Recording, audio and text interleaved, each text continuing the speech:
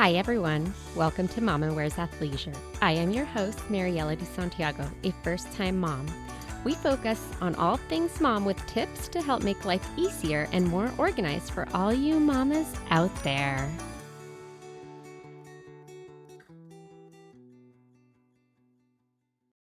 All right. Hi, Ari.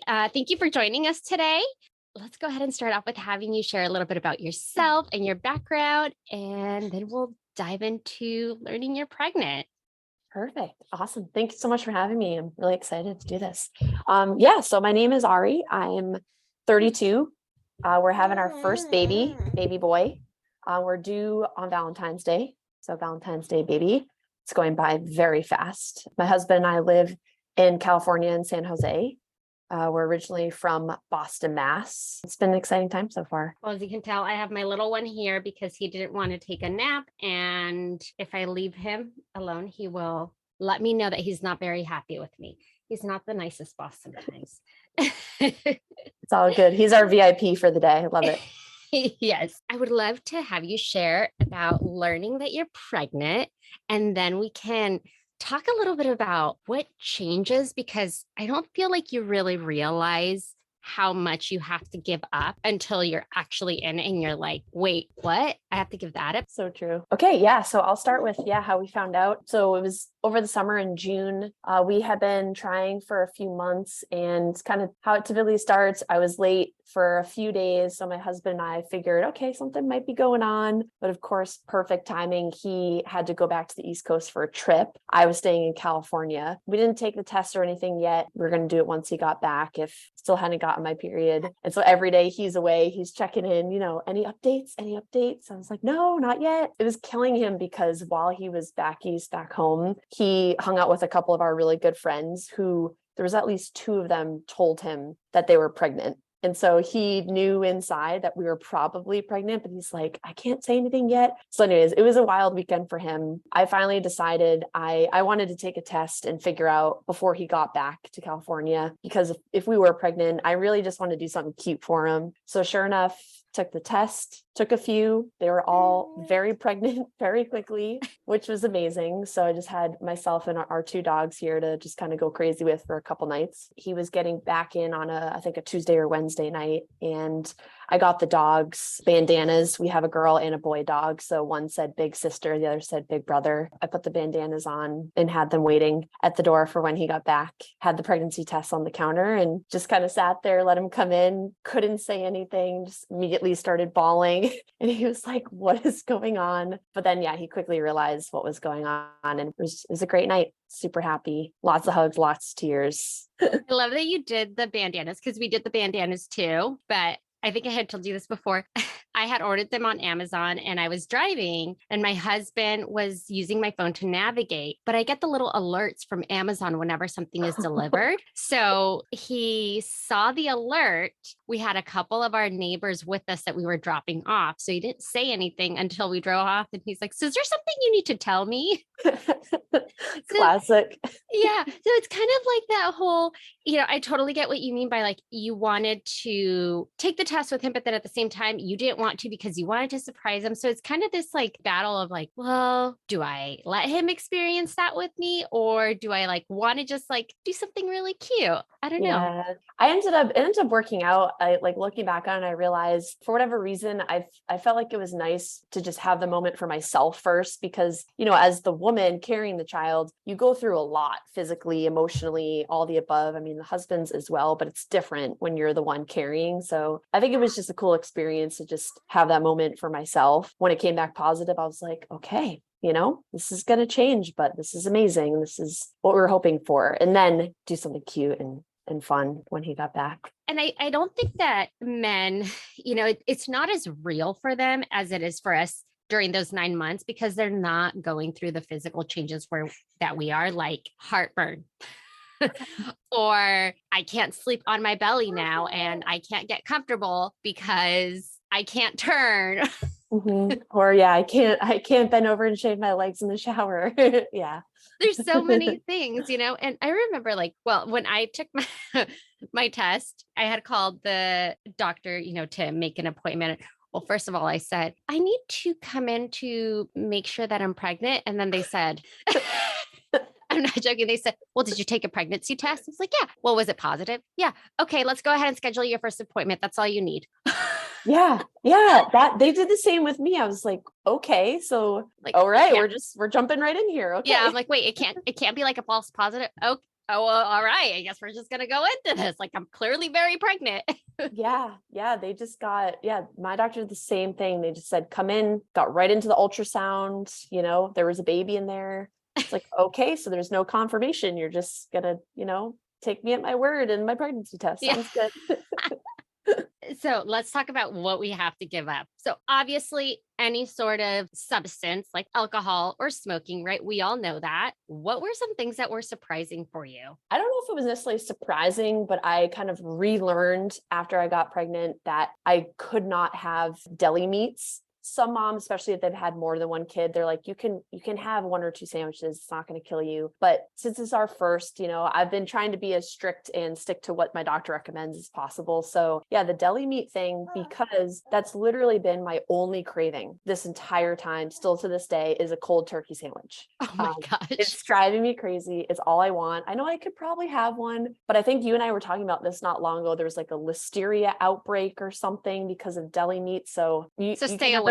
Yeah, you can never be too careful. So that was definitely one. Fish, we definitely get more into fish in our house. We stay a little bit more away from red meat. So the fish, like specific fish that I can't eat, was interesting. I had to kind of like look that up, which like swordfish, shark. There's some other types that. I mean, we don't eat a ton, but the swordfish, for example, sushi, which I kind of already knew about, the seafood piece. Before I order something or eat something, I'm always just double checking to make sure, the levels of mercury or whatever they say could be in that. Yeah, those are some of the biggest ones. And then I would say the last big one that I've kind of had to check myself on is the caffeine. Obviously we can drink coffee to some extent. There's some like recommendations how much or how little you should drink. But what I didn't realize is how caffeine is also in other foods like chocolate and some other things that I love to eat. So I've had to do a little bit of reading up on that, just to make sure I'm not way overdoing it during a day. So that one was a little bit surprising because I honestly, you think, like soda and coffee, you think those are the biggest sources of caffeine, but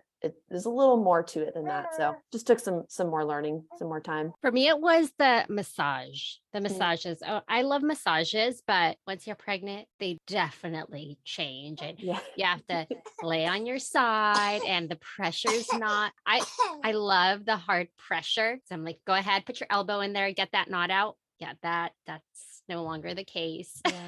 Yeah, that's a good one. Yeah, so I'm a physical therapist, and so yeah, I'm glad you brought that up. That was another big one I had to kind of check myself on. Even early on at the beginning, we were scheduled for I think like a couples massage or something. So I had to look in and figure out, can I do this? And if I can, like where should I go? How do I know someone's qualified to give a massage? And what positions can I be in? What can't I? So yeah, that's a good one. I just never thought that you would have to like disclose that information.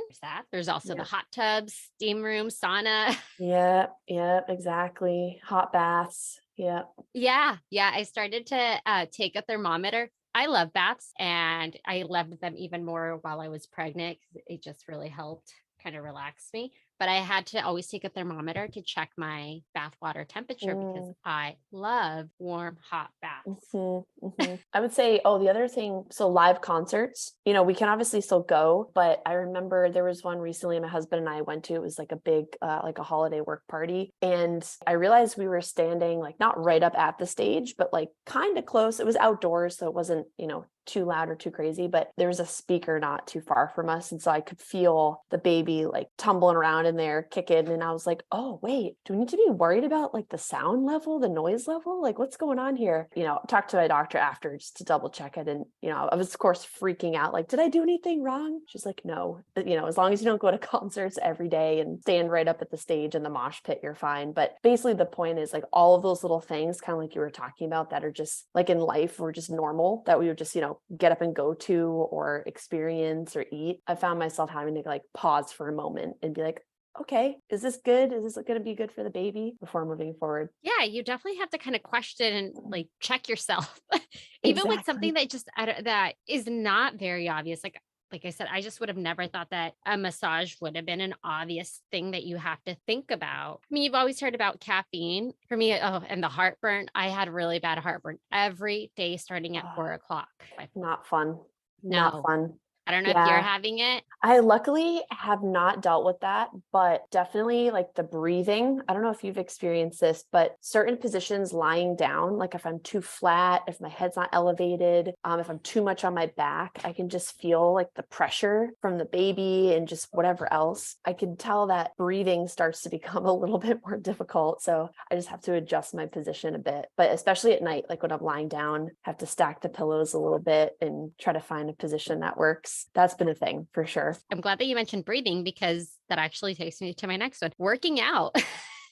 I worked out up until the day Luciano came, and I worked out pretty aggressively prior to. So I still kind of kept up with what I was doing. I did boot camps, I did running, I actually got my yoga certification while I was pregnant. So when I was 6 months, I earned my certification, but it gets harder. You realize you are really slow. Mhm, mhm. Oh my What's gosh. been your experience with that? Because you're pretty fit, and I know that you guys are very active and do a lot of outdoor activities. Yeah, I think just over time, as the baby grows and my belly grows, my center of mass has totally shifted. So I've noticed a couple things, whether it's, on the Peloton or just outside walking or hiking. Like I've had to slow it down for sure to get the breathing a little bit more in control. Yeah, just like the overall balance, like physically having to be extra careful with the steps I take because I just feel more unbalanced more easily, which has been something to get used to for sure. And then for me, luckily, back pain and stuff hasn't been too much of a problem, but for sure, the longer we go for a walk or a hike or something, I can just feel like because of the weight pulling me forward, I can feel pressure absolutely like on my back and hips and stuff. So I kind of have to reset and really think about trying to brace my core a little bit, or sometimes I'll wear like my belly band that I got. I was adamant. I was like, I'm not going to need any of that. I'm going into this pretty strong. I know what I'm doing, but it's a whole new experience the bigger you keep getting. Yeah, I had read a lot about the back pain. So as soon as I found out that I was pregnant, I'm like, I'm going to strengthen this. So Mhm. I did a lot of lower back exercises, and I think that helped. I was very fortunate. I didn't have, I would say that my pregnancy was very easy and calm and relaxing. Can't say Yeah. the same about my delivery, but you can't have it both ways, right? Like Yeah, that's what I hear. Yep. the working out, I feel like it's so crazy how you can go from being this super active fit person to literally struggling to run Yeah. 5 miles an hour. It's crazy. It's crazy. And I would say the biggest thing I've learned, which I'm going to take with me for sure after he's born, but is just to listen to your body. Just listen to your body, slow it down. Baby will tell you when it's time to just chill and not push it too much. Yeah, setting those limits and kind of modifying has been definitely a challenge, but learning more as we go. I want to ask you if you've done anything to kind of help you prepare for whether it's the delivery or anything to kind of ease any of your, whether it's pain or symptoms or whatever it is that you are feeling. Like I know some people will see a PT for like pelvic floor stuff or the breathing classes. For the physical parts, I guess I'm fortunate to have the physical therapy background. But that being said, I am in no way like a pelvic floor or women's health specialist. So I've absolutely reached out to a couple of my girlfriends where that is their specialty. And so I've gotten some really great tips, as far as just general like core stability, pelvic floor exercises that are really easy to do throughout the day. So absolutely doing that. For my work, I do a lot of computer work and sitting. And so I've been really cognizant about getting up and not sitting whenever possible. That's really, really helped, I think, like my back and just overall well-being, just to get up, go outside, take the dogs for a walk and not just sit at a computer all day. I think that would add to me going crazy. But then the other one, actually, I did just sign up, both my husband and I, for a series of a bunch of classes. So breastfeeding, newborn care class, delivery prep class, postpartum health class. So there's like a series of classes through my doctor that they offer to me, which sounds like they're going to be helpful. So looking forward to those. I didn't really look into any of those, and I kind of wish that I had because oh my gosh, there is so much. I mean, you learn a lot as you go, and I don't know that any amount of research or reading that you do can really prepare you.